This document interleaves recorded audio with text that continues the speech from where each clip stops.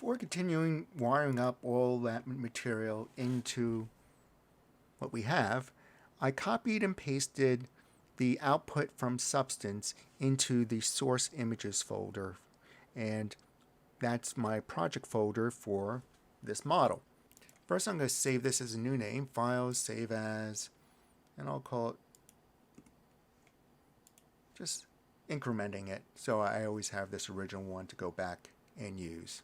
Within Arnold, I'll create a sky dome light. You could do a quick render. This is the current scene. Maybe I'll just duplicate this one and put it over here. And let's see what we get in a few moments from now. Select your object, and I'm going to delete history on these objects since nothing special is going on. If something special was going on, like I had a modifier like mesh smooth, then I wouldn't delete the history. I would just keep it there and work around it.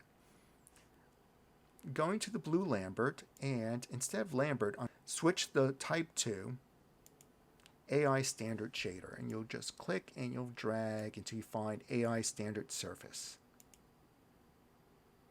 Then, where it says color, click the checkerboard to make a new input connection. And that connection under the render node is the file. And that file, since I put all my files into the source images folder, when I click this folder icon, it should find all the images there that were exported. This is the base color, but I need the base color not for the box, I need the base color for the top of the sphere. So sphere bottom, sphere top, base color. And that's why naming textures is very important, especially good names, so we can figure them out a little later on. Click on open. Let me click on the bottom here.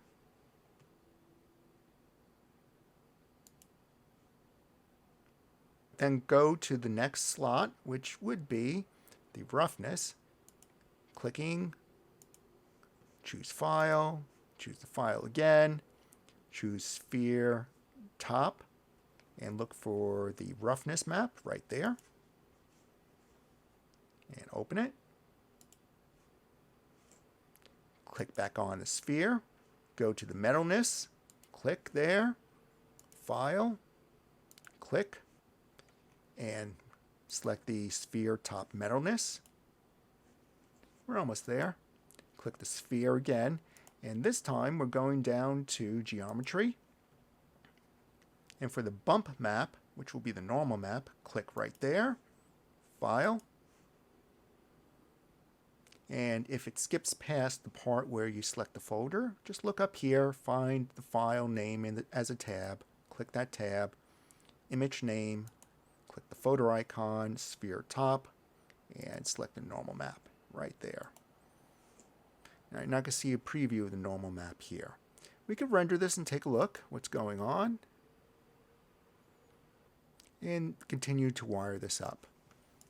I'll just focus in on this one. Going to this object, and everything else is just a repeat. Selecting the object itself, and this will be the sphere bottom from all these tabs. Clicking the sphere, selecting AI standard,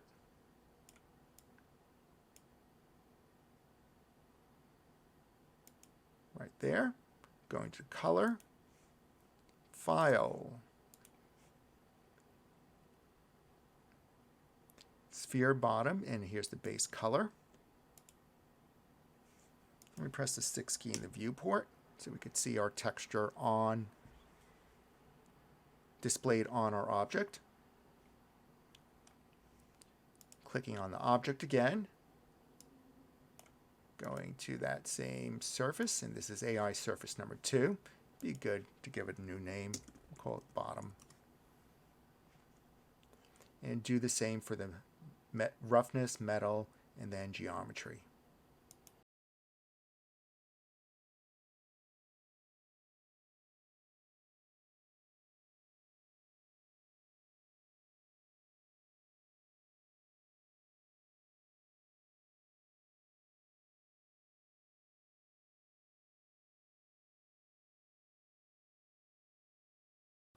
All right, now that you're all done, select the sky dome under the attribute editor. If you don't see the attribute editor, Control A.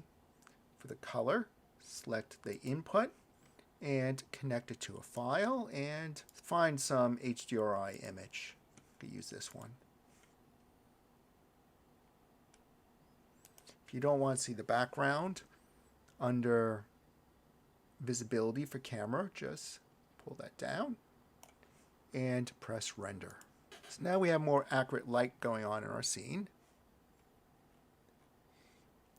Let's build out a floor for this and then take care of the bump map.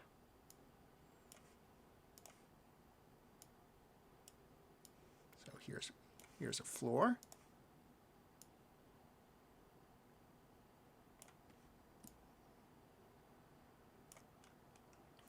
Pressing render again.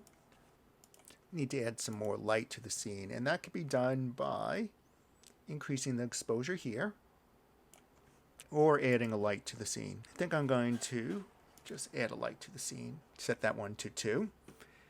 Set the exposure to 2 and go under create lights and using a point light.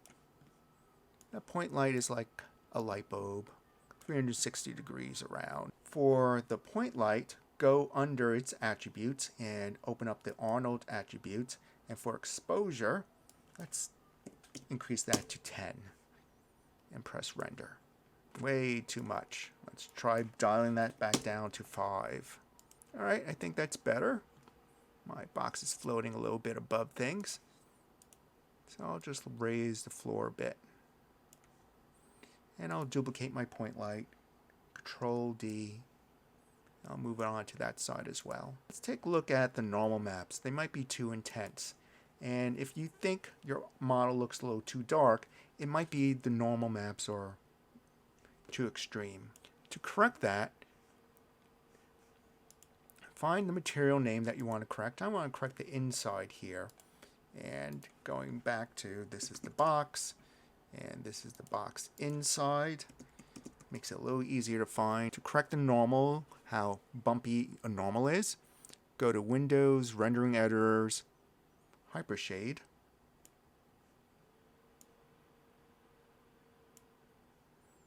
And here's names. I'm going to roll over, and this is the AI standard surface inside.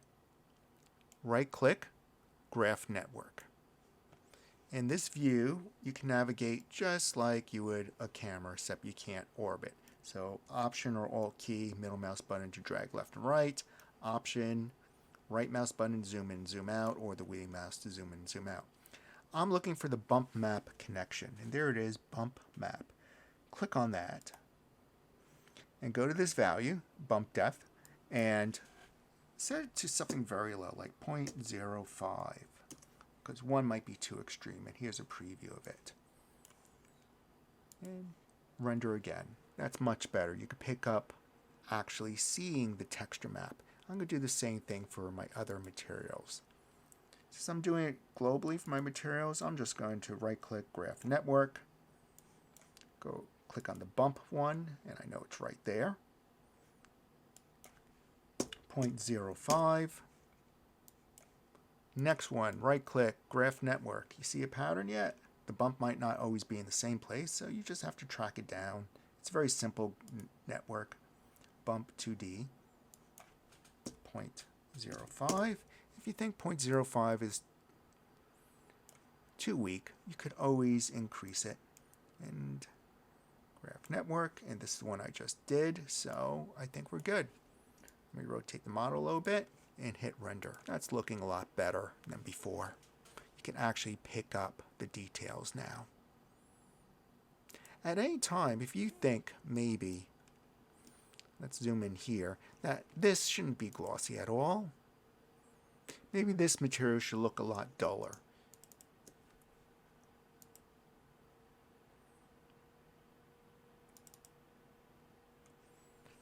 You can break a connection to that map. Just because you made a map doesn't mean you need to use it. I'm going to click here. I don't need the hyper shade anymore. And that is the box inside right here.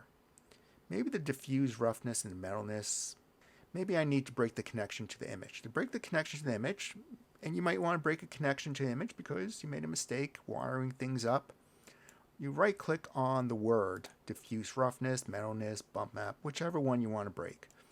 And right click, break connection, right click, break connection, because I want to break these two connections.